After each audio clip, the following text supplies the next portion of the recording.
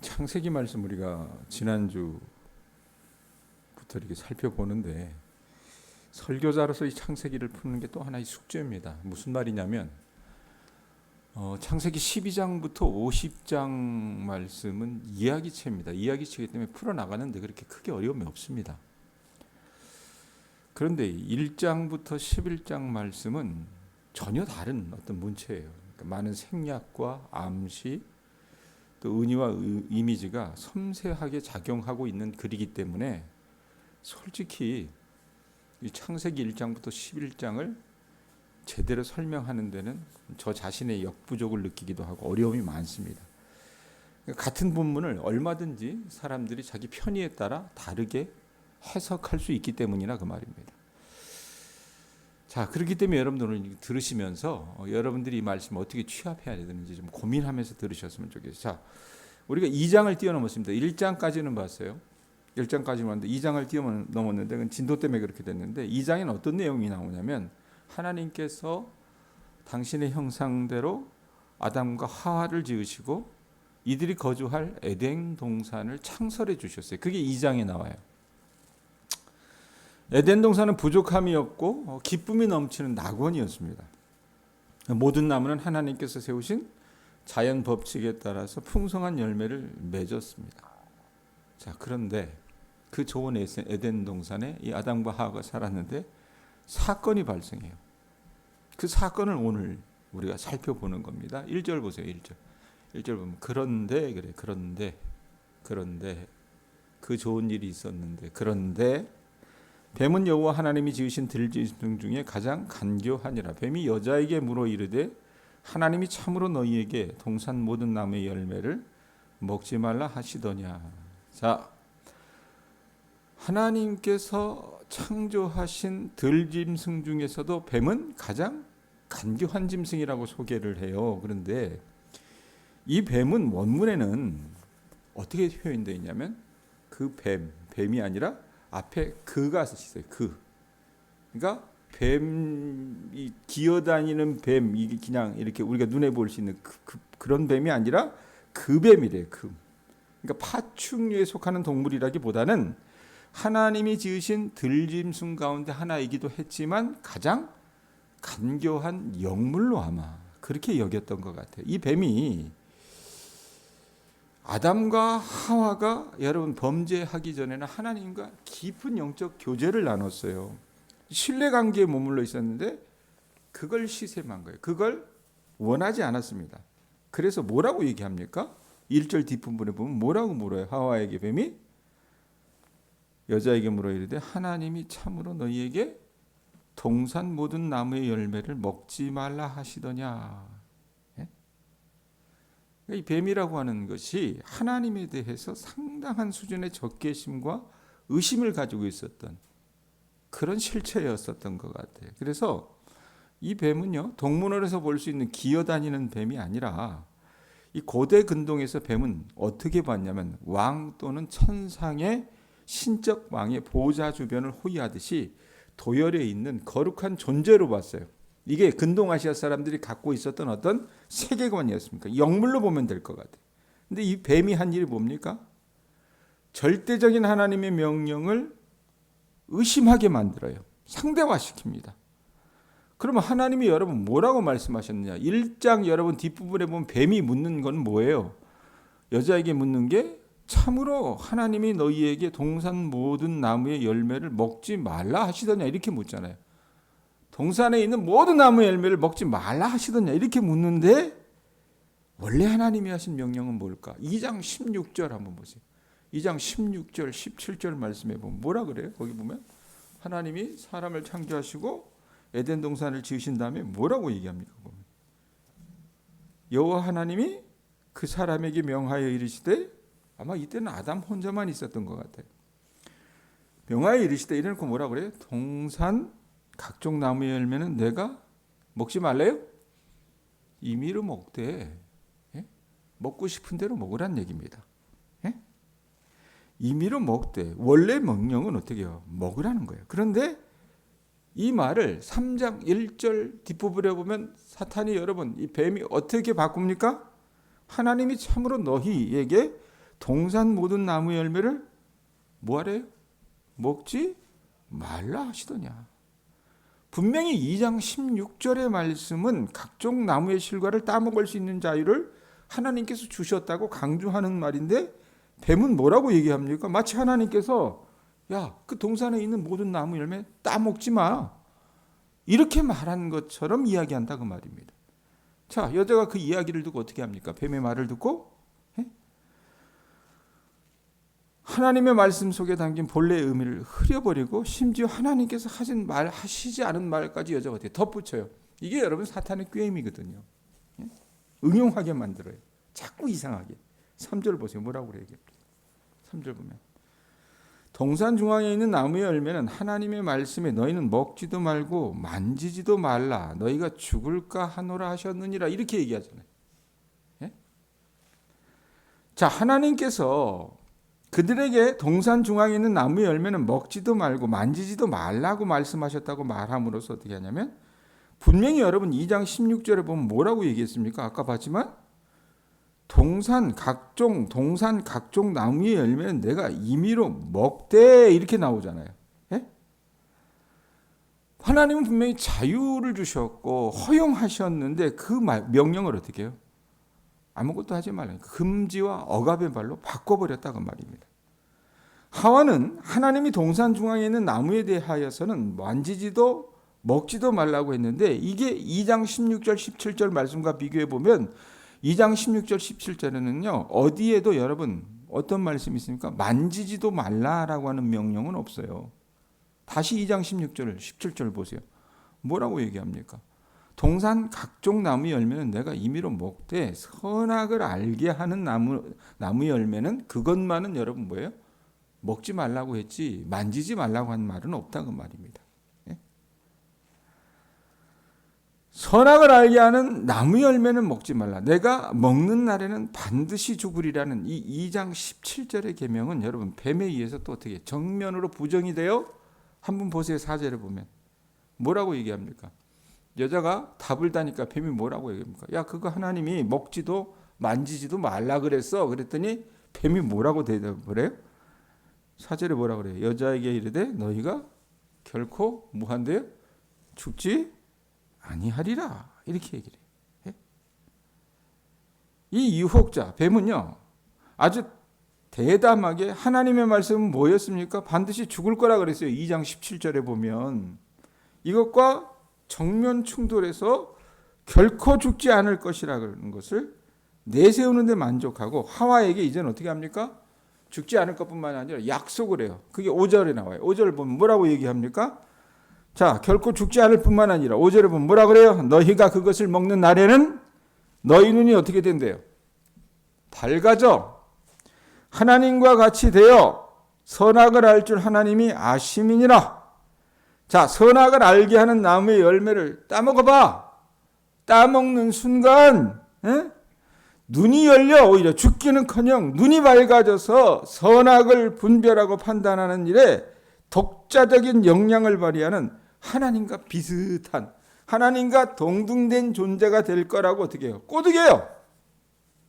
자, 그런데 제가 말씀 준비하면서 어느 책을 봤는데 그 학자가 이런 얘기를 했어요. 성경이 말하는 선악을 판단할 수 있는 능력은요, 이렇게 여러분 갑자기 하나님의 말씀을 어기면서 우리가 선악을 판단할 수 있는 능력을 얻는 것이 아니라 성경이 말하는 이 인간이라고 하는 존재가 이것이 옳고 선한 것인가를 판단하는 능력은 어떻게 얻을 수 있냐면 하나님의 계명을 순종하는 삶에서 어떻게 급작스럽게 얻어지는 것이 아니라 점진적으로 습득된다라고 얘기합니다.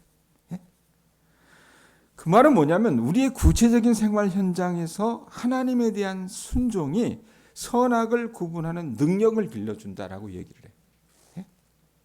하나님께서 동산 중앙에 선악을 알게 하는 나무를 두었다는 말은 여러분 어떤 뜻이냐면 이런 표현도 있어요. 우리 일상생활의 한복판에 하나님의 계명에 대한 순종이 있어야 되고 일상생활의 현장에서 순종을 통해 선악을 점진적으로 알아가야 한다는 그런 의미가 있다라고 얘기를 해요. 자, 그런데 이게 어떻게 해요? 뱀의 눈에 보기에는 깝깝해 보이는 거예요. 답답해 보이는 겁니다. 한심스러운 거예요. 느려 보이는 거예요. 그래서 어떻게 해요? 야, 뭐 그렇게 어렵게 사냐? 응? 단번에 얻는 길이 있어. 그게 뭐냐? 하나님이 말씀하시지 않은 대로만 살면 돼. 그래서 어떻게 해요? 그거 따먹어. 안 죽어. 이 얘기하는 거라고 말입니다. 예? 뱀은요, 선악을 아는 일이 하나님의 배타적인 권한에 속한 일이고 선악과 계명을 어길 때에 하나님처럼 될 수 있다고 유혹을 하는데, 여러분 과연 이 사람들이 뱀의 여러분 그 꾀임대로 선악과 열매를 따먹은 후에 아담과 하와가 어떻게 됐습니까? 말씀해 보면 어떻게 됐다 그래요? 눈이 밝아지긴 밝아졌다 그래요. 근데 밝아져서 어떻게 됩니까? 예? 이 사람들이 분명히 말씀드렸던 것처럼 하나님의 계명에 대한 순종 때문에 영적으로 눈이 열린 것이 아니라 다른 눈이 열려져 버려요. 그래서 선악을 아는 일에 하나님과 같은 수준에 도달한 것이 아니라 하나님처럼 자기 마음대로 선악을 판단하는 이 신적인 주의를 탈취한 대가로 이상한 눈이 밝아집니다. 그래서 하나님의 계명에 대한 일상적인 순종을 통해서 선악을 점진적으로 교육적으로 알아가는 것이 아니라 일시적으로 직관적으로 선악을 판단하는 통찰력을 가졌다고 주장하는 이상한 인간이 탄생하는 것을 말씀을 통해서 본다 그 말입니다. 자, 그래서 이상한 눈이 밝아져가지고 이들이 한 게 뭐예요? 아담과 하와가 발견한 게 뭡니까? 7절 8절 보세요. 뭐예요? 눈 밝아져가지고. 이에 그들의 눈이 밝아져 뭐 했대요? 자기들이 벗은 줄을 알고 무화과 나무 잎을 엮어 치마로 삼았다라고 얘기합니다. 8절에 보면 그들이 그날 바람이 불 때 동산에 거니시는 여호와 하나님의 소리를 듣고 아담과 그의 아내가 여호와 하나님의 낯을 피하여 동산 나무 사이에 숨었다 그래요. 자, 어떤 일이 벌어져요? 눈이 밝아질 거라고 여러분 사탄이 꼬였잖아요. 이 뱀이 꼬였잖아요. 아, 정말 그럴 수 있을까? 아, 뭐 그렇게 어렵게 살아. 하나님의 말씀을 어떻게 매일 그 계명에 순종하고 살아. 좀 쉽게 살자. 그래가지고 어떻게 해요? 따먹었더니 눈이 밝아졌는데 결과가 뭡니까? 첫 번째 보면 자신들이 벌거벗었음을 보고 그게 창피해서 무화과 나무로 여러분 치마를 만들어가지고 자기들의 하체를 가렸다 그래요. 결과는 그거예요. 두 번째는 뭡니까? 하나님의 음성을 듣고 여호와의 낯을 피하여서 동산나무에 숨었다 그래. 죄 지으면 이게 나타나는 현상이거든요. 예? 여러분 이 사람들 죄 짓기 전에는요 벌거벗고 살았잖아요. 벌거벗었어도 아무런 부끄러움을 느끼지 않았던 이 부부가 죄를 범한 후에는 서로에 대해서 낯선 존재가 되었고 둘은 동시에 하나님의 음성을 듣고 두려워하며 피할 정도로 그렇게 낯선 존재가 되어버렸다는 얘기입니다. 자, 아담과 하와가 정면으로 하나님을 이제는 어떻게 해요? 맞닥뜨리지 못하고 동산나무에 숨어요. 그들이 하나님을 피해 숨는 것은 눈이 밝아진 후에 아담과 하와가 취한 첫 행동이었거든요. 하나님의 계명을 어긴 후 사람이 눈이 밝아져서 하나님을 두려워하고 피해야 할 존재로 인식하게 된다 그 말입니다. 여러분 하나님은요 사랑하고 경외해야 될 분이신데 어떻게 해요? 그 자리에 공포심과 그분에 대한 회피심만이 생겨나는 거라 그 말입니다. 자, 이게 인간의 여러분 어리석은 모습이에요. 자, 그런데 이렇게 죄짓고 사고치고 하나님을 피한 이 사람들을 하나님께서 어떻게 대하세요? 우리 같으면 당장 내쫓아 버릴 텐데 우리 하나님은 다짜고짜 죄를 추궁하시기보다는 사랑 많으신 부모처럼 다가가세요. 그게 9절에 나와요. 9절 보세요. 뭐라고 얘기합니까? 여호와 하나님이 아담을 부르시며 그에게 이르시되 뭐라 그래요? 네가 어디에 있느냐? 네가 어디에 있느냐? 하와가 여러분 유혹을 받아서 먼저 따먹고 아담에게도 주어 먹었다는 사실을 아시는 하나님이 여러분 부르려면 여자를 먼저 부르지 왜 아담을 불렀을까? 이 생각 안 해보셨어요? 왜 그러셨을까? 하와를 부르시지 않고 아담을 부르시는 이유는 이 일련의 범죄 발생 전 과정이 아담의 행동이라고 하나님께서 여기셨던 것 같아요. 또 하나님께서 아담이 동산 나무 뒤에 숨어 있다는 사실을 모르셔서 아담을 부르신 게 아니잖아요. 그런데 아담에게 내가 어디에 있느냐라고 부르신 건 뭐예요? 이유가 있어요. 그건 뭐냐면 아담의 잘못된 행동을 아담 스스로 반성하고 성찰해 보도록 돕기 위함이었다 그 말입니다. 아담은요, 저나 여러분도 마찬가지예요. 우리는 하나님 앞에 있어야 할 존재인데 하나님을 피해서 어떻게 숨었던 그 일을 하나님이 아담에게 지적하고 계신다 그 말입니다. 자, 오늘 말씀 여러분, 이 담겨져 있는 여러 가지 의미를 우리가 여러분 파악하는 게 쉽진 않아요. 그런데 조금은 어려울 수 있지만 설교 중간중간 풀어냈던 적용점을 우리가 다시 한번 좀 점검해 봤으면 좋겠어요. 자, 사탄이 꼬이잖아요. 이 뱀이 꼬였습니다. 예? 하나님과 같이 될 거라고, 선악을 판단할 수 있는 능력을 갖게 될 거라고 얘기해요. 그래서 그거 따먹으라 그러는데 성경이 말하는 선악을 판단할 수 있는 능력은 여러분 어떻게 해요? 하나님의 명령을 어기는 데서 나오는 것이 아니라 하나님의 계명을 우리의 삶에서 순종하는, 이 점진적으로 순종하는 그 습득되는 것에 나온다는 것을 여러분들이 아셨으면 좋겠어요. 우리의 구체적인 생활 현장에서 하나님에 대한 순종이 여러분 선과 악을 구분하는 능력을 길러준다 그 말이에요. 하나님께서 동산중앙에 선악을 알게 하는 나무를 두었다는 말은요, 우리 일상생활의 한복판에 하나님의 계명에 대한 순종이 있어야 되고 일상생활의 현장에서 순종을 통해서 선악을 점진적으로 알아가야 한다는 의미라는 것을 알고 우리 교우들이 신앙생활을 하실 때, 여러분들 일상을 살아나가실 때, 제가 언젠가 오후 예배 기도에 인도할 때 그런 기도 제목 드렸었잖아요. 하나님의 그 사역과 가장 닮은 직종의 이 직업을 가진 사람들이 누구라 그랬어요? 농부라 그랬어요. 농부. 예? 여러분들 작물들 키울 때 여러분 어때요? 중간에 과정을 생략하고 내가 하고 싶은 대로 내 마음대로 그냥 갑자기 뛰어넘어서 해버리면 사단이라는 것을 아마 해마다 경험을 할 겁니다. 근데 그건요, 농사만 그런 게 아니에요. 우리 일상생활도 마찬가지라고 말입니다. 네? 우리가 여러분 점진적으로 우리 일상생활의 현장에서 순종을 통해서 선악을 알아가야 한다는 것을 알고 믿음 생활 편하게 하려고 하지 않으셨으면 좋겠습니다. 네? 그게 중요한 거예요. 신앙이라고 하는 건 과정이 중요한 거라고 말입니다. 하나님이 여러분 아담에게 또 얘기하세요. 우리가 아담과 하와처럼 하나님 앞에 숨을 때가 많잖아요. 그때 하나님께서 아담아 내가 어디에 있느냐라고 주님이 찾으신 것처럼 우리를 찾으실 때가 있습니다. 그럴 때 여러분들 그 자리에서 저나 여러분이나 우리 자신의 잘못된 행동을 스스로 반성하고 성찰해 보셨으면 좋겠다는 얘기입니다. 이상하게 잘못을 하면 사람들은 어때요? 애나 어른이 할 거 없더라고요. 회피하라고만 합니다. 네? 그거 꼭 지적하면요 어떻게 해요? 면피하려고만 해요. 근데 우리가 알아야 될 건 뭐예요?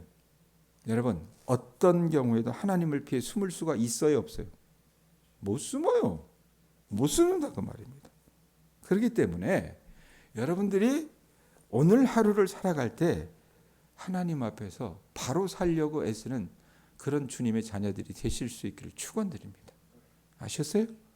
그래서 우리가 여러분 성경을 가지고 묘수를 찾지 마시고 지름길을 찾지 마시고 매일매일 하루 걸어가야 될 그 삶 속에서 여러분들이 한 걸음 한 걸음 내딛고 진실하게 여러분들이 계명에 순종하는 삶을 살아나간다면 하나님이 여러분들을 귀하게 축복하실 줄로 믿습니다.